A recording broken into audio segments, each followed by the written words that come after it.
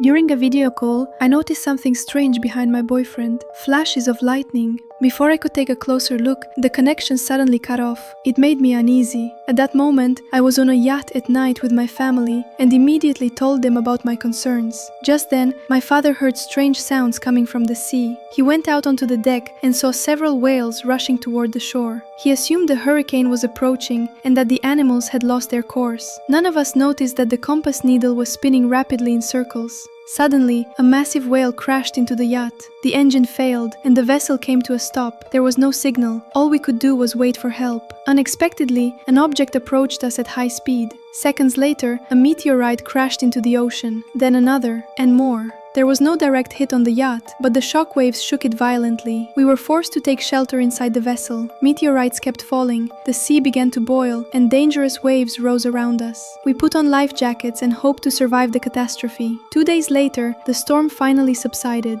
When we stepped out onto the deck, a new and horrifying sight awaited us. The ocean was gone. Only dry land stretched in every direction. Fish and other sea creatures lay scattered across the deck. This was not a dream, it was reality. Our supplies were running low. The boy released colorful balloons into the sky, hoping someone would notice them. My father tried to reach out via radio and eventually managed to speak with a scientist who was far away. The scientist explained that Earth's magnetic field had suddenly changed, causing global destruction. Because of this, the ocean had disappeared. But in 7 days, the field would stabilize and the water would return, flooding everything in its path. We had to find higher ground immediately, otherwise we would be swept away by a massive wave. There was almost no time left. This was a scene from the movie Survive.